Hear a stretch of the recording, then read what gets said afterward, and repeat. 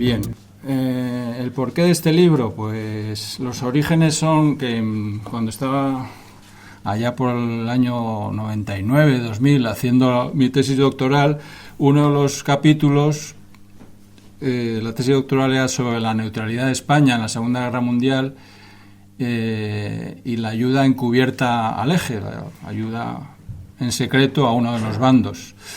Entonces, uno de los capítulos de esa ayuda encubierta era la colaboración policial entre la Dirección General de Seguridad, o la Policía Española, y la Gestapo, la policía nazi, la policía alemana, ¿no? Luego veremos un poco someramente cómo comenzaron esas relaciones. Entonces, en esa colaboración jugó un papel importante este viaje de Himmler a España, que transcurre unos días antes de la conferencia de Hendaya entre Hitler y Franco. Él llega el 19 de octubre del año 40 y la conferencia de Hendaya es el 23, es decir, a escasos 4 días de ese encuentro.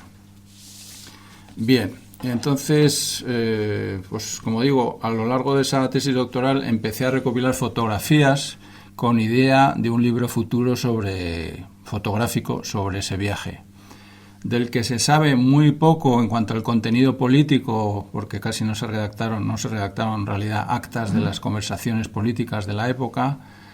Tenemos lo que se reflejó en la prensa por orden de Serrano Suñer, con gran aparato, con gran despliegue, y fotografías también de prensa, de las se publicaron relativamente pocas, y aquí he llegado pues pasando a 300, casi 70 fotografías que he ido recopilando en archivos públicos del Estado español y bueno, tenía ganas de hacer ese libro que hacía años que tenía en la cabeza, ¿no? Y bien, pues me puse a ello hace cosa de un año y bueno, tenéis ante vosotros el resultado de ese trabajo. Bien, pues sin más voy a ir explicando un poco quién era este personaje, Himmler, por qué es importante su visita, cómo se le trató en España, qué es lo que hizo, qué es lo que no le ocurrió, porque hay anécdotas, por ejemplo, como que le robaron la pistola al jefe de la policía alemana, le robaron la pistola en España. Pues eso yo creo que no es verdad, es una especie de esas leyendas urbanas. O también que en los toros, en la Plaza de las Ventas, pues que se sintió indispuesto al ver la sangre y los toros y los toreros, un personaje que pocos años después pues iba a tener el mando de los campos de concentración, etcétera.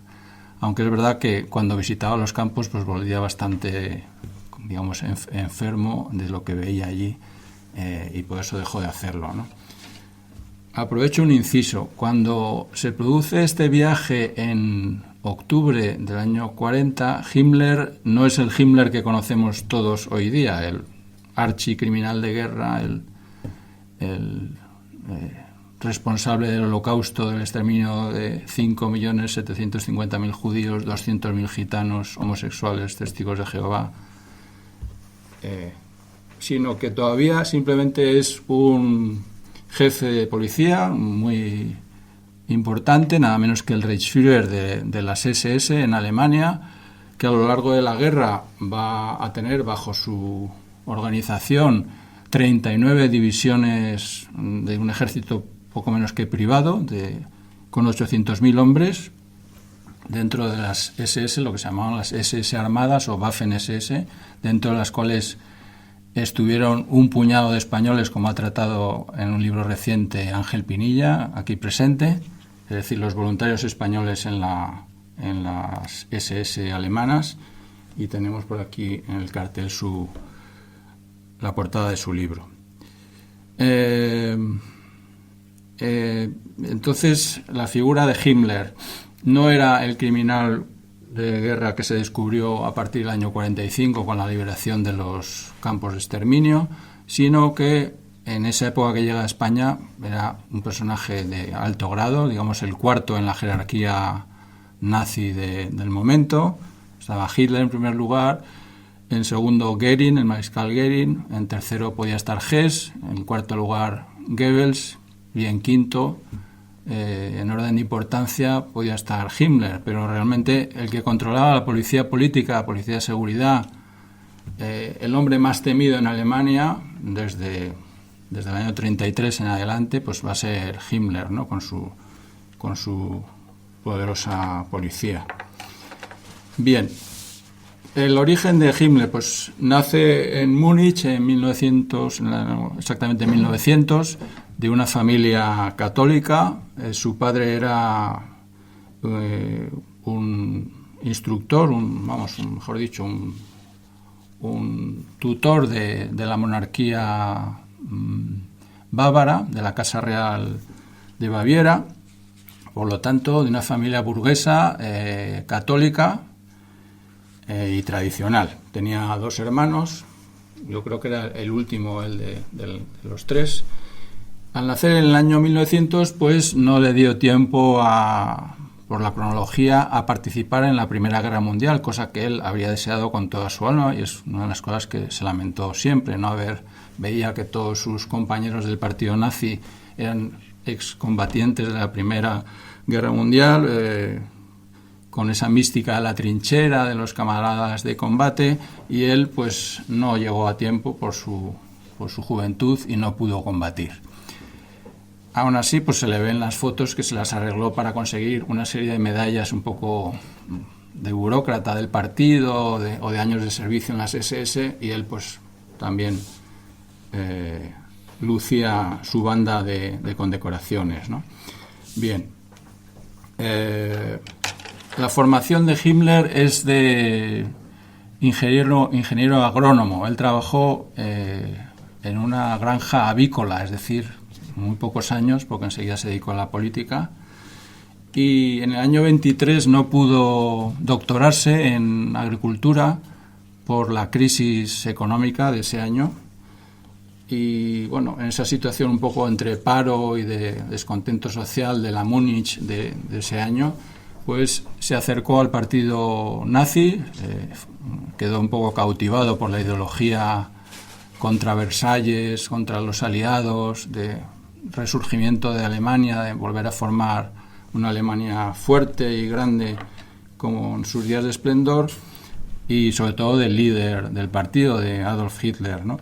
Entonces se afilió inmediatamente ya desde el año 23 y va a participar en el putsch de la cervecería, el llamado un putsch, un pequeño golpe de Estado que se da en Baviera, encabezado por Hitler y los altos jefes nazis, pero de una manera un poco desorganizada, alocada, y fue reprimido con fuego a fusilazos por la policía de Baviera, ¿no? Y muchos de el mismo Hitler pues fue ingresado en prisión, y Himmler en ese momento, en ese día, era uno de los que llevaba la bandera de tiempos del Kaiser, con el águila prusiana, etc. Hay fotos de un jovencito con las típicas gafas circulares que siempre llevaba, ¿no? Bien, ingresa, como digo, en el partido y enseguida empieza a escalar puestos. En el año 25 ingresa en las SS. Las SS eran una sección del partido encargada de la seguridad en los mítines, en la época anterior al poder, y luego, pues por derivación, las SS fueron las encargadas de la seguridad y más tarde de la policía, ¿no? Y ese va a ser el ámbito de trabajo de Himmler toda su vida: la policía política, la seguridad del Estado, la seguridad personal de Hitler, etc. En el año 29, o sea, digamos 6 años después de ingresar en el partido, ya es Reichsführer SS, o sea, jefe de todas las SS en escuadras de protección, en alemán, Schutzstaffel. Y Himmler se refería a él como el fiel Heinrich. Siempre se llevaba bastante distancia en años con Hitler, y para él era la persona pues de confianza, al que depositaba su seguridad personal, ¿no? Bien, digamos que Himmler tenía ambiciones políticas, tenía ambiciones económicas, se cuidó a la sombra de esas SS, se fue formando un imperio económico también. Tenían empresas que eran propiedad de las SS, por ejemplo, de para la arquitectura, los cuarteles de las SS, pues hacían una empresa de granitos, por ejemplo, o cierto tipo de industrias. Y fue como una especie de pulpo que intentaba convertirse en un Estado SS dentro del Estado alemán. Esto se permitía, pues bueno, aparentemente era un Estado policial, un Estado totalitario y no le ponían trabas para ello, ¿no? Precisamente porque se confiaba en su fidelidad. Y también tenía pretensiones de influencia social, no le bastaba con crear empresas SS, sino que quería, y de hecho repartió, cargos honorarios de la Allgemeine SS, o sea, de las SS generales, a empresarios, banqueros, altos funcionarios. Es decir, le encantaba que toda esta gente vistiera el uniforme negro de las SS porque le da la sensación de que él, como jefe de esos SS, podía controlar más, no sé, parte del ministro de Asuntos Exteriores, Ribbentrop, por ejemplo, también fue nombrado general SS y vestía su uniforme, ¿no?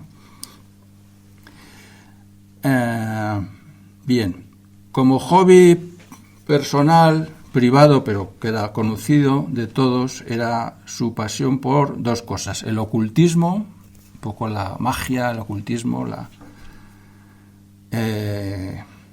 y de ahí su interés en el cáliz de Cristo, por ejemplo, las reliquias del antiguo cristianismo, que vino a buscar al monasterio de Montserrat, cerca de Barcelona, como luego veremos, el ocultismo. Y su segunda pasión, quizás todavía más acentuada que la primera, era el pasado germánico, es decir, todo lo que tenía que ver con las tribus germanas antes de la romanización y o sea, en qué creían. Y promovió mucho con un instituto de cultura que se llamaba Nuestros Ancestros, Ahnenerbe, excavaciones en Escandinavia, en Alemania, incluso en Canarias. Llegaban a buscar el origen de la Atlántida, esa especie de civilización perdida, porque pensaban que en la Atlántida estaba el origen del pueblo ario, poco menos. Bueno, era un poco también la célebre película esta de Brad Pitt, 7 años en el Tíbet. También hizo Himmler, promovió y financió una gran expedición al Tíbet para ver también pues, los símbolos de la esvástica como símbolo solar, sus orígenes, etc. Esas dos grandes pasiones, ocultismo y el pasado germánico. Y aunque él era católico de formación, al ingresar en el partido nazi ya empezó a derivar, y fruto de esta investigación, el pasado germánico antes de la romanización, en el neopaganismo, es decir, qué religión practicaban los germanos antes de la llegada de los romanos.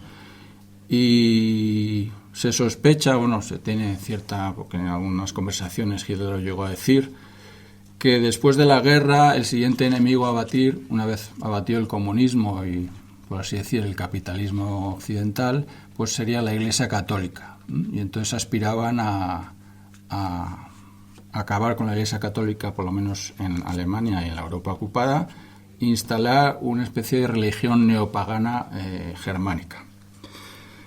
Bien, el contexto histórico hasta ahí el personaje, que es bastante poliédrico, bastante en su vida personal podemos adelantar, pues que se casó con una señora algo mayor que él, tuvo una sola hija, una señora, por cierto, no muy agraciada, y que con una historia un poco cinematográfica pues se enamoró de su secretaria y la tuvo como amante y tuvo 2 hijos con ella, ¿no? Una secretaria mucho más joven, pues joven y rubia, como cabía esperar que le gustara, ¿no?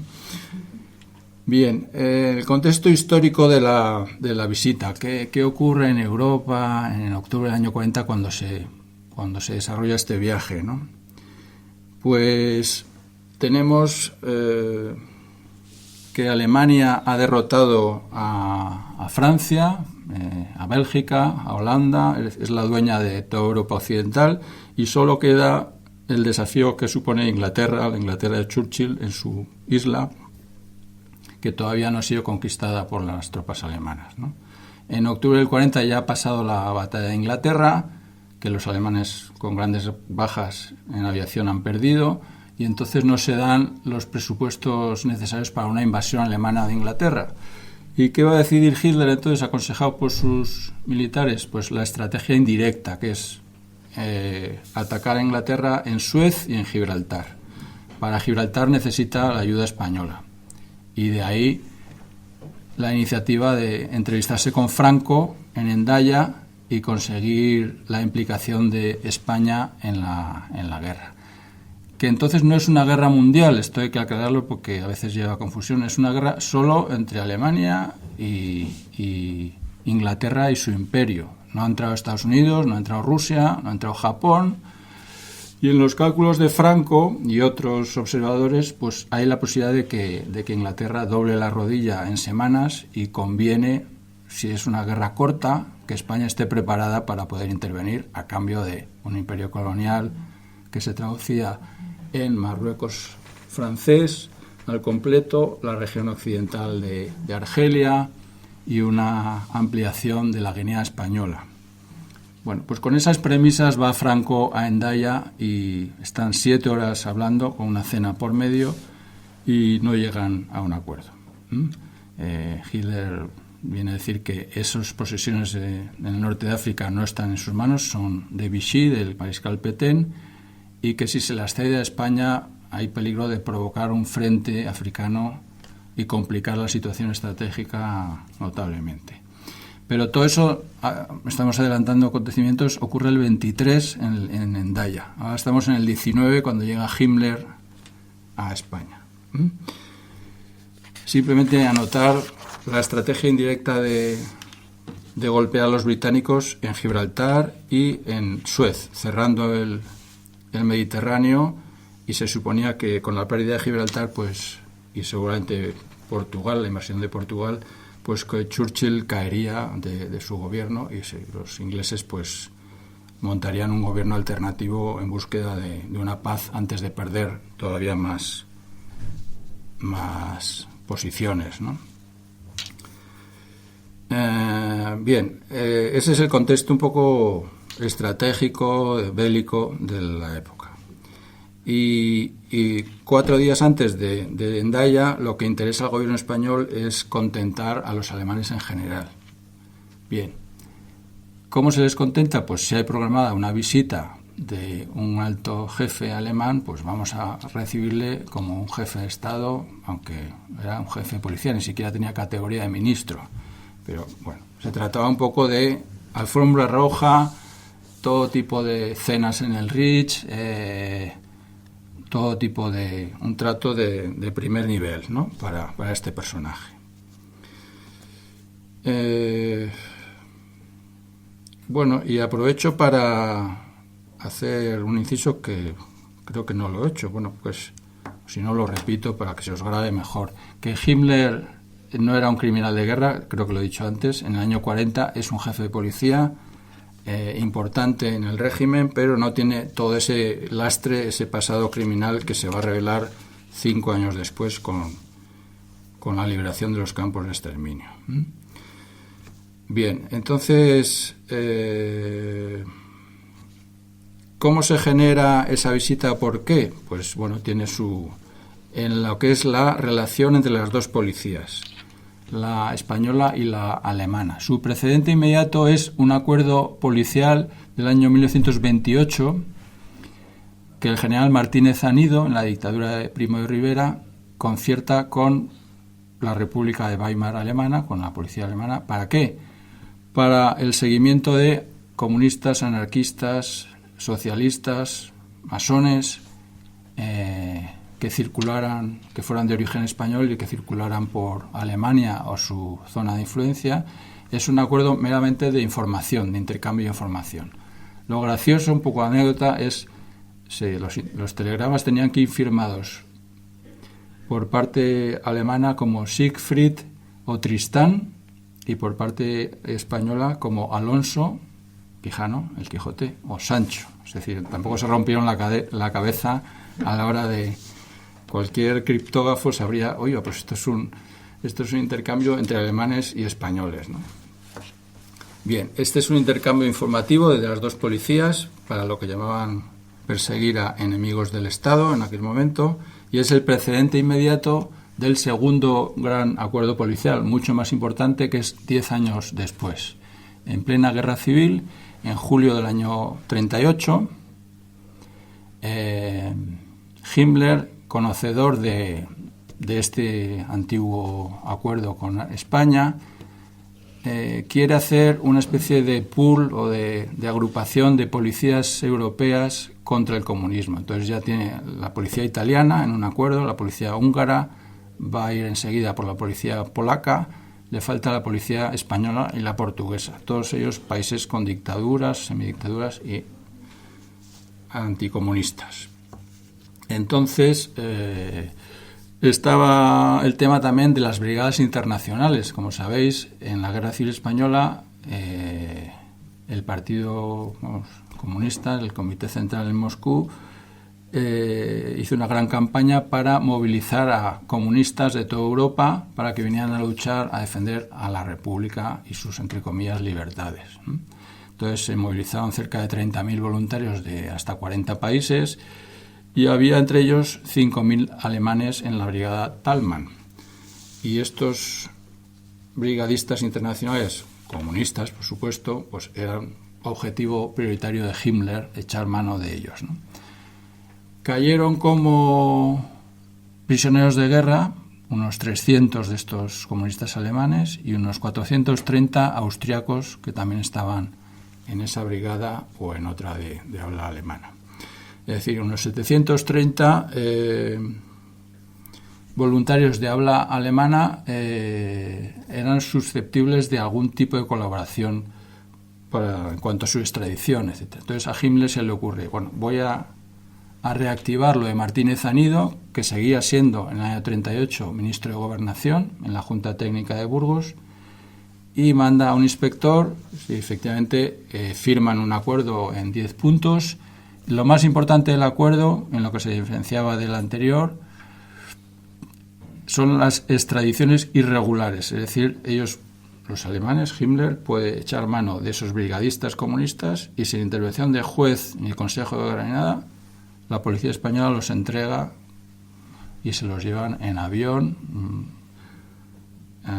para ser interrogados en Alemania. Es decir, un método totalmente irregular. Y eso va a seguir existiendo. Igualmente, algún comunista español que se le ocurriera la peregrina idea. Yo a veces he pensado en Aguirre, el presidente de los nacionalistas vascos, que pasó por Bélgica y Berlín, oculto por ahí por las casas. Si llegan a echar mano los alemanes de Aguirre, pues lo habrían entregado a Franco invocando este tratado policial, ¿no? Bien, ese es un poco el escenario de la colaboración de la policía, que sigue en marcha hasta el año 42, cuando España, con Gómez Jordana, otro ministro de Exteriores mucho más neutral, hace el giro, digamos, hacia una neutralidad digna de tal nombre, y ya al ver este tratado dice, esto es inválido, no se puede seguir entregando a prisioneros comunistas o alemanes o lo que fuera a la Gestapo, ¿no? Cosa que con Serrano Suñer pues sí ocurría. Bien, ese es un poco el escenario de colaboración entre las policías cuando llega Himmler a España, y el principal problema que tenía entonces encima de la mesa Himmler era que con la derrota de Francia habían caído en manos de la Gestapo y de la administración alemana unos 150.000 republicanos españoles que habían cruzado la frontera en las últimas semanas de la Guerra Civil desde Cataluña buscando refugio en Francia. Entonces, una parte de ellos quedó en la zona no ocupada, la zona a cargo de Petén, de Vichy, y entre 150 y 100.000 españoles republicanos de ideas socialistas, comunistas, anarquistas, quedaron en la zona ocupada por Alemania. Y pasaron de estar en campos de refugiados, entre comillas, franceses, a una administración alemana que seguramente sería más severa, aunque solo fuera por la divergencia ideológica. Eran gente de izquierdas y, por supuesto, el régimen alemán pues era anticomunista. Y en la agenda de Himmler está precisamente en primer lugar en su visita a España este punto. La visita a España tiene dos objetivos.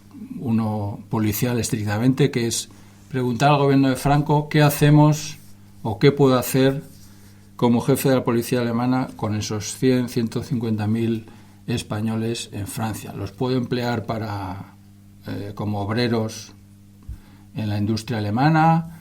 ¿Los puedo emplear en la organización TOT para fortificar la costa del Atlántico? Cuando en los años posteriores se desarrolle la resistencia, los más activos de la resistencia francesa, al principio era mucho comunista español exiliado, a esos comunistas de la resistencia los puedo meter en un campo de concentración como Mauthausen y aplicarles un poco el jarabe de palo, puedo decirlo así. Él quería saber a qué atenerse a la luz del acuerdo policial, qué debo hacer. ¿O estáis interesados en recibir paulatinamente a estos miles de españoles, o me los quedo yo y hago un poco lo que quiero, ¿no? Y entonces no tengo actas ni confirmación de esta conversación, pero sé que era uno de los temas a tratar por algunos otros documentos alemanes y que se trató efectivamente entre Himmler y Serrano-Suñer en una conversación de 1 hora, hora y cuarto en el Ministerio de Exteriores. La misma llegada a Madrid. Después de ver a Serrano-Suñer fue un poco de manera protocolaria a ser recibido por Franco en el Pardo, y allí el tema de los refugiados, Serrano dijo que no lo trataran con Franco, que era mejor que ya se lo expondría a él de manera indirecta y que con su cuñado era mejor las cosas lentamente y que fuera asimilando el tema para sopesar un poco todas las... Pensar también que recibir, aunque fuera dosificadamente, trenes de 100.000 republicanos españoles, excombatientes, algunos de ellos, en la Guerra Civil Española, que por supuesto no apoyaban al régimen de Franco, lo habían combatido. Es decir, era meter manzanas un poco de la discordia entre la población española del momento. Es decir, pensar que el gobierno de Franco en el año 40 lleva 4 años en el poder, 3 años en la Guerra Civil, 1 año después, todavía no está asentado, y recibir toda esa cantidad de población de ideología contraria pues le crea más de un problema. Le crea problemas de seguridad política y problemas alimentarios en un momento en que España pues está año 40-41 en los años llamados del hambre, pues las cosechas más pobres, tiene verdaderos problemas de alimentación.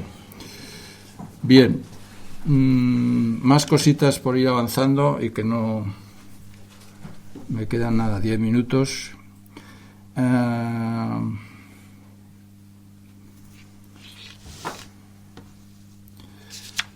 Todo esto lo hemos visto. Bueno, ¿qué le interesaba a Serrano-Suñer cuando Himmler le plantea esto en su despacho, en el ministerio, ¿no? Tenemos alguna foto con él, pero no tenemos actas de la conversación, precisamente porque Serrano, que no hablaba alemán, se valió del mismo intérprete que Franco en Hendaya. El barón de las Torres le debió decir al barón de las Torres: no tome usted nota de nada porque esto creo que sea ultra secreto, lo siguiente, porque es demasiado sensible para que se quede reflejado en un acta. Entonces, lo que le interesaba a Serrano, y así se lo hace saber con algún documento posterior, son los jefes. Los jefes republicanos sí le interesan. Le manda a Berlín, a través de la embajada, una lista de 200 nombres, desde Azaña, presidente de la República, hasta Zugazagoitia, el ministro de Gobernación socialista, 200 líderes republicanos que han buscado refugio en Francia y a los que se quiere echar mano en el régimen de Franco para someterlos a consejo de guerra por crímenes de distinto tipo, políticos, o en el caso de Companys, por ejemplo, era presidente de la Generalitat y bajo su régimen pues hubo varios miles de muertos producidos por los anarquistas, pero era él el que mandaba en Cataluña entre los años 36, 37. Entonces fue el presidente Companys arrestado por la policía francesa de Petén y entregado a España, juzgado en apenas 10 días, y fue fusilado en Montjuïc, en este fuerte en Barcelona. Cosa que hoy vemos, pues los nacionalistas catalanes de hoy, para ellos es el santo patrón, ¿no?, de todos ellos, y van a poner flores en el lugar donde fue fusilado, en el foso del fuerte, etcétera. Bueno, pues este buen señor acabó allí gracias a este acuerdo de policía que se había firmado en el año 38. Entonces, Serrano Suñer quería solo a los jefes, no a la masa de los demás españoles, ¿no? ¿Qué pasó? Pues que el gobierno francés, al ver que habían fusilado tan rápidamente a Companys, pues se negó a partir de entonces a facilitar más políticos republicanos que estuvieran en su suelo. Pensemos que Vichy dependía del abastecimiento norteamericano y que Roosevelt dijo: alto el carro, esto no puede, usted no puede entregar a Franco para que siga fusilando a gente tal. Y entonces Petén dijo: pues como con las cosas de comer no se juega, vamos a parar este tema, ¿no? Y realmente se entregaron ya por parte alemana de esa lista de 200, yo tengo constancia de 4 o 5 nombres: Peiró, Rivas Sheriff, el cuñado de Azaña. Cosa curiosa, por ejemplo, Largo Caballero pues fue arrestado en el otoño del 42, el ministro, presidente del gobierno socialista durante la Guerra Civil. Fue arrestado en Francia, un señor ya de avanzada edad, diría ya sus 70 y muchos, y le dieron tratamiento VIP, es decir, fue a un campo de concentración para jefes de gobierno europeos que habían caído en manos alemanas, por ejemplo Leon Blum, Daladier, y digamos, bueno, no estaba en cautividad, pero estaba bien alimentado, bien, digamos, en una situación dentro de un campo, pero en una ala separada, recibiendo prensa, etcétera. Bien tratado. Sobrevivió a la guerra y luego pues le dio tiempo a escribir sus memorias, a cartearse con D'Alessio Prieto, etcétera. Bien, pues vamos un poquito rápido. ¿En qué consistió? Se cuenta muy fácil el viaje en sí. Pues la entrada se produjo por Irún. Himmler, con su séquito de 10 personas, vino en tren, se bajó en Hendaya, atravesó el puente internacional. Allí le estaba esperando José Finat, conde de Mayalde, director general de seguridad, digamos su equivalente en rango en España, y le acompañaron a San Sebastián a ver la ciudad de San Sebastián. Estuvieron en Igueldo viendo la gran vista de la bahía, el club náutico, tomando un vino español, un aperitivo, y el Museo de San Telmo, donde estaban las pinturas de un pintor catalán del año 29, Josep Maria Sert, que en su estilo de pintar, pues a los españoles pareció que le podía gustar a Himmler y su concepción un poco nacionalsocialista del arte, es decir, un poco de realismo tal, pomposo, unos 800 y pico metros cuadrados de escenas de pescadores, una tormenta, salvados por San Telmo, un aquelarre vasco, San Ignacio Loyola con sus jesuitas. En fin, era un tema de arte español, pero que pensaban que era del gusto de Himmler, y así. Bien, luego pues desde Igueldo ya cogieron un coche y pasaron por Navarra, por Alsasua, pararon a comer en Alsasua, en un restaurante parador de allí. Me imagino, no tengo constancia del menú, pues serían verduras de la tierra. Y la siguiente parada ya fue Burgos, porque Himmler había mostrado mucho interés en conocer la capital de Franco durante la Guerra Civil. Visitó la catedral, visitó el sepulcro de Cid, que está dentro de la catedral, con gran interés. La Cartuja de Miraflores, donde hay varios reyes castellanos allí enterrados y nobles. Y le invitaron a una cena en el Palacio de la Isla, que había sido residencia de Franco en la Guerra Civil. Después de la cena, eso de las 11 de la noche, cogió un tren en la estación de Burgos, dirección Madrid, pero como la llegada a Madrid era para esperar a las 9 de la mañana, debió hacer alguna parada para pasar la noche tranquilamente a la altura de Valladolid o así. Bien, llega al día siguiente, estamos en el 20 de octubre, a la estación del norte de Madrid, y allí gran despliegue de medio gobierno de Franco, con Serrano Suñer, ministro de Exteriores, Demetrio Carceller, ministro de Industria y Comercio, Salvador Moreno, el almirante, ministro de Marina, jerarquías de Falange, miembros de las Juventudes Hitlerianas, de la embajada alemana. Es decir, era un hervidero aquello. Las fotos lo ven, se muestran muy bien en el libro, cómo estaba a reventar la estación del norte, o llamada de Príncipe Pío, que es un centro comercial hoy día, engalanado pues con tapices, con banderas, etc.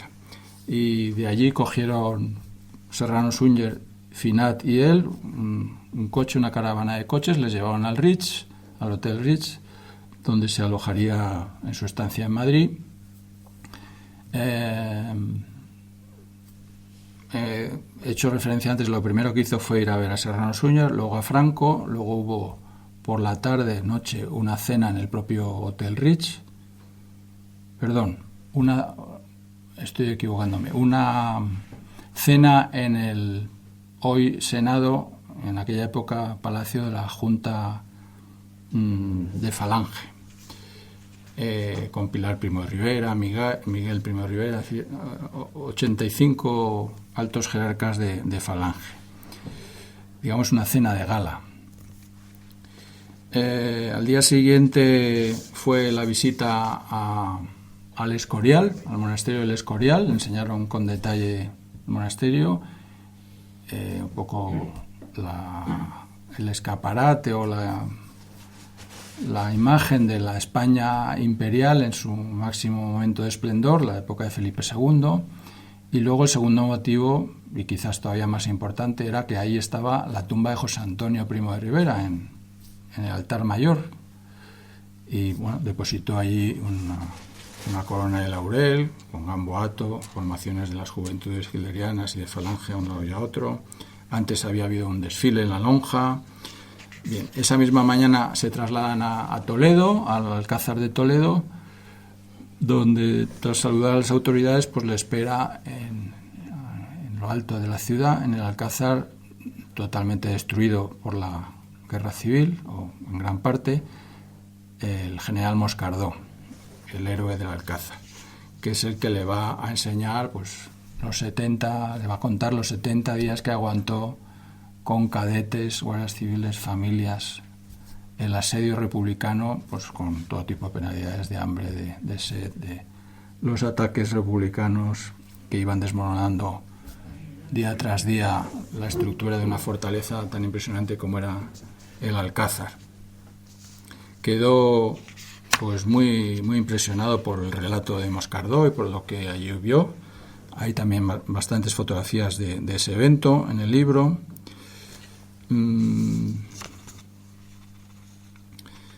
No sé si lo estoy haciendo un poco saltando el orden, pero bueno, una de las cosas así simpáticas de la visita fue la corrida de toros que se le brinda en las ventas. Es decir, fuera de temporada se le organiza en octubre, y así pasó lo que pasó, claro, una lluvia al tercer toro que hubo que desmontarlo todo.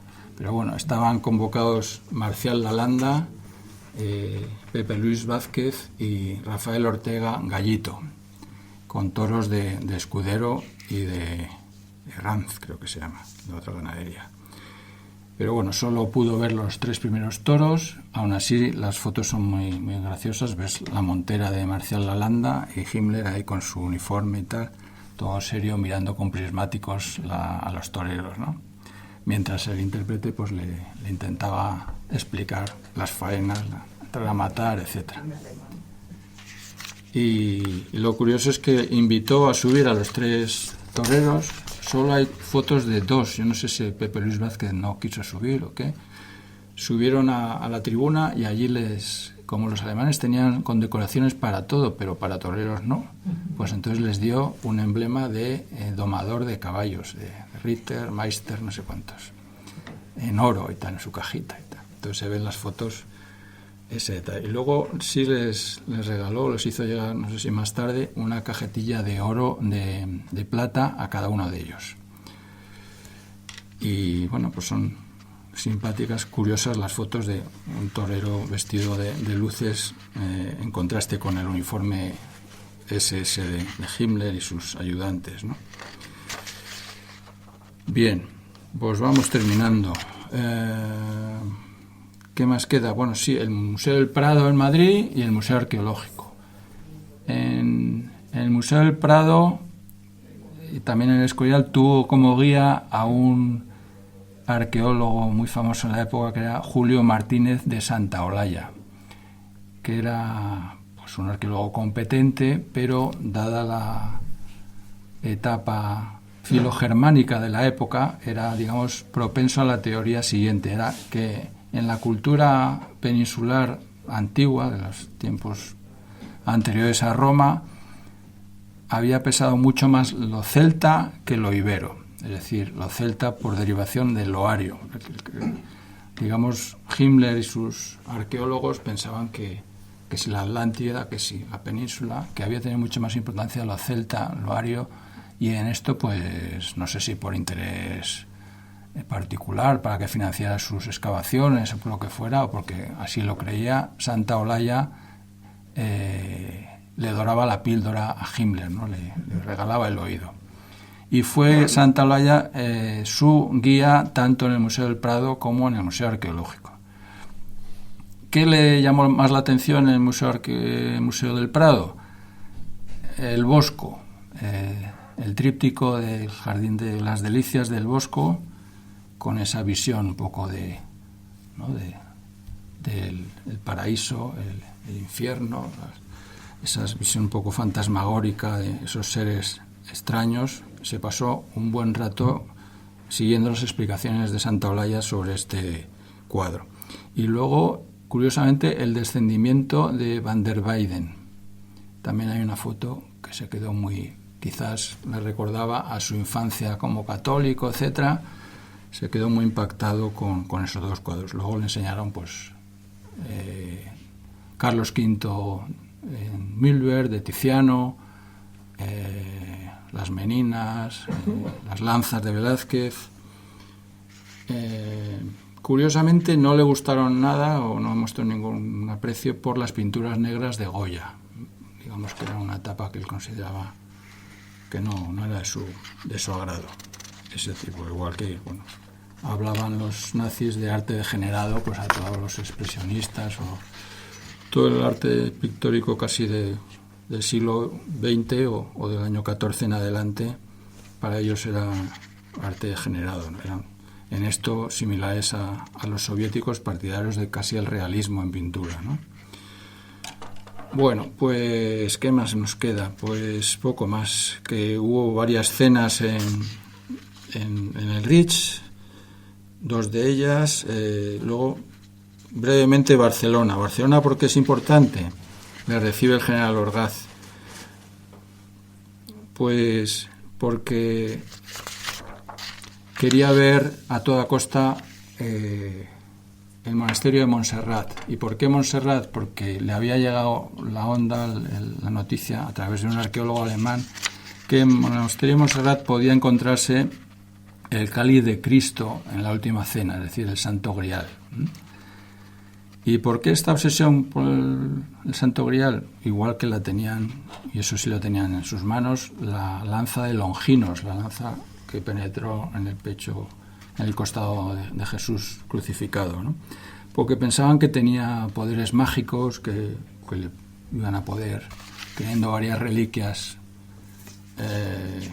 poco menos que ganar la guerra. Bueno, era estas un poco mundo entre fantasmas de ocultismo, de magia, que perseguía a Himmler, que no era un ser racional, sino que vivía un poco en un mundo en paralelo cuando no estaba de administrador de la policía, ¿no?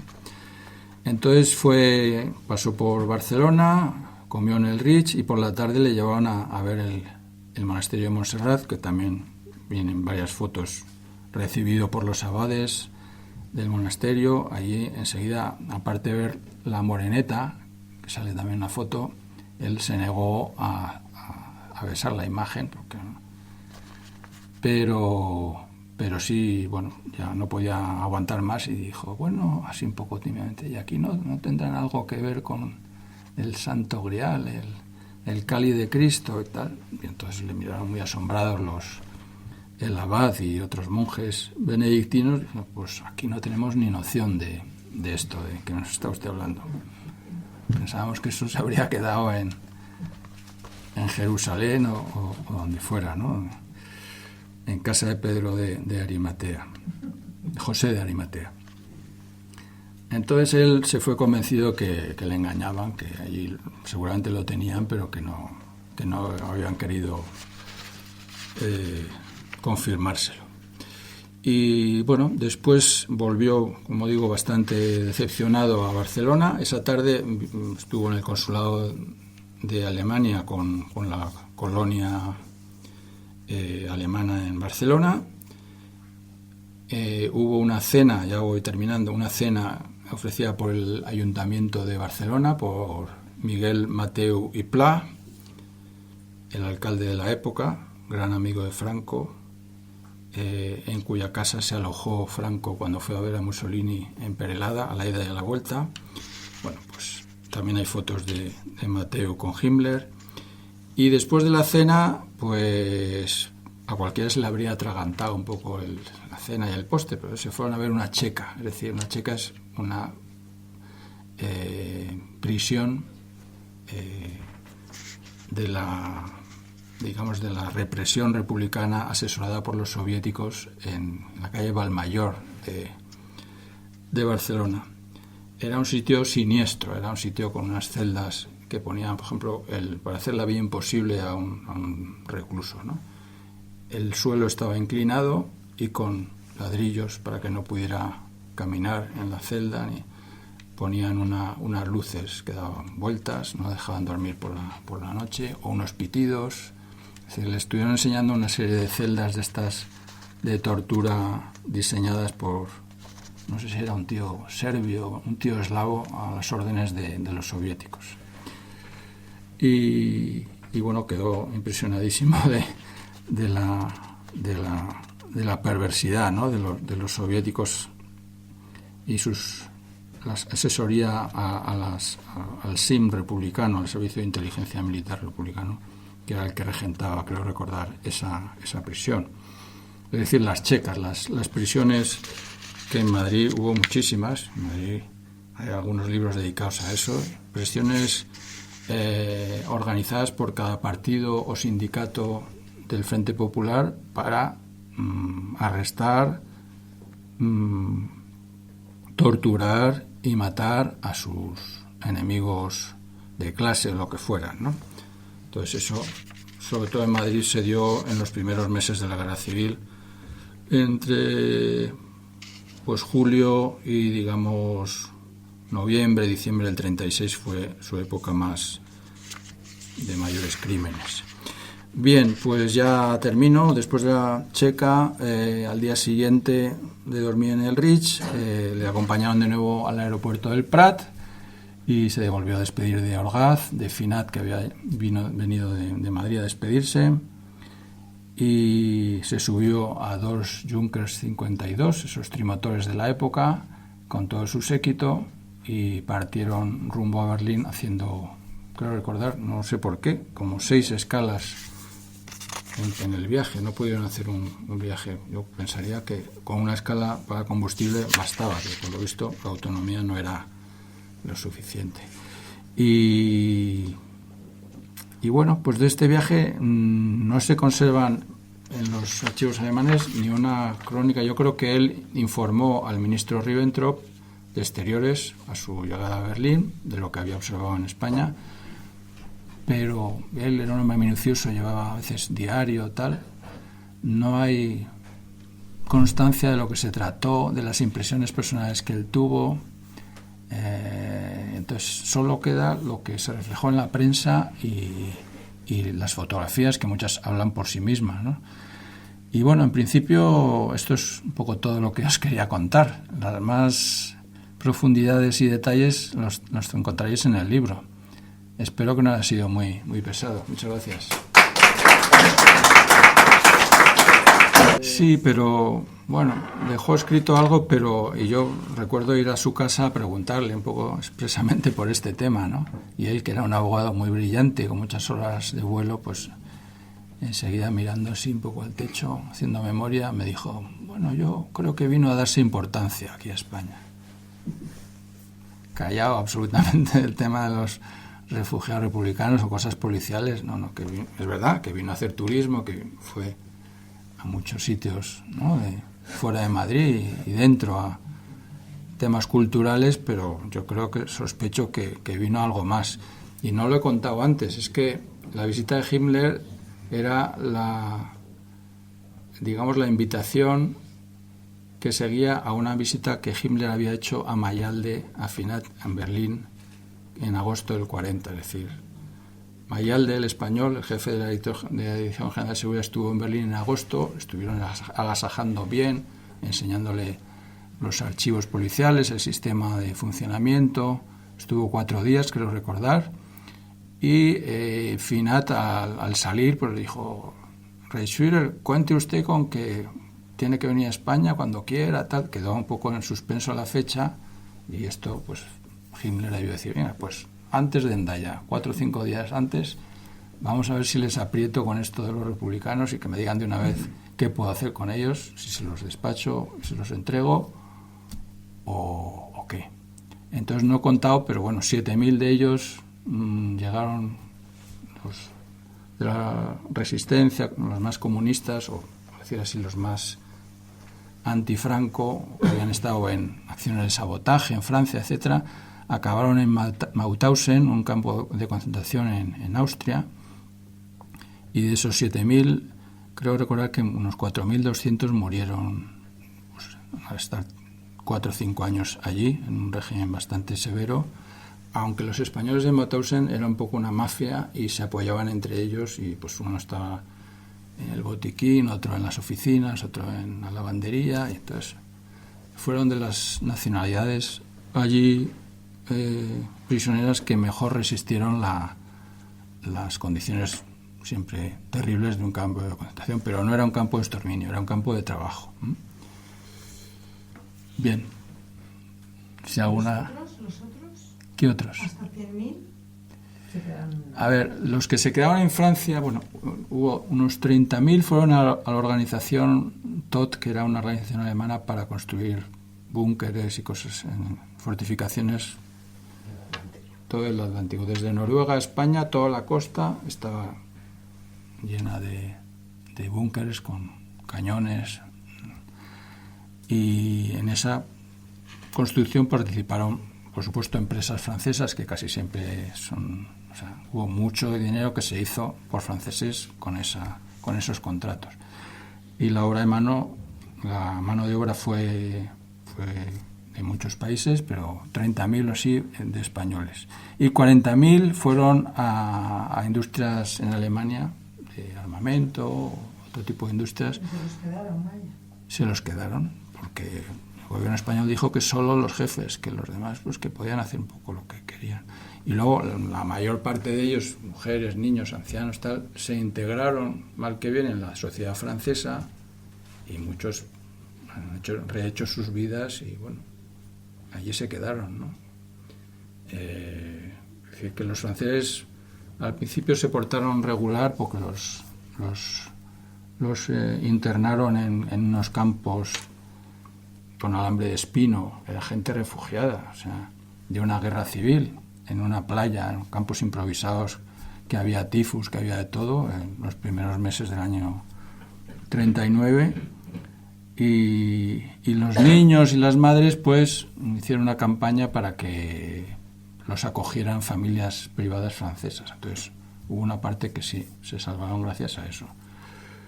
Pero bueno, eso es un poco la situación que yo veo de este viaje, que no todo era arqueología y museos y cenas, sino que había una parte estrictamente policial que Himmler quería que le aclararan, ¿no? Yo he preguntado... Sí, él trajo pues un teniente coronel, creo que era, de la gendarmería. Hay un boletín de la policía de ese año, del año 40, que dice pues la satisfacción que ha producido en las unidades de policía que visitó, por lo visto, en Burgos, en Madrid. O sea, le enseñaron varias unidades de policía y su funcionamiento. Sobre todo la policía armada, que era el general Sagardía, uno de sus acompañantes, el que le mostró más. Y yo creo que en la Puerta del Sol, en la Dirección General de Seguridad, pues mostraron ficheros, la organización un poco de la policía española.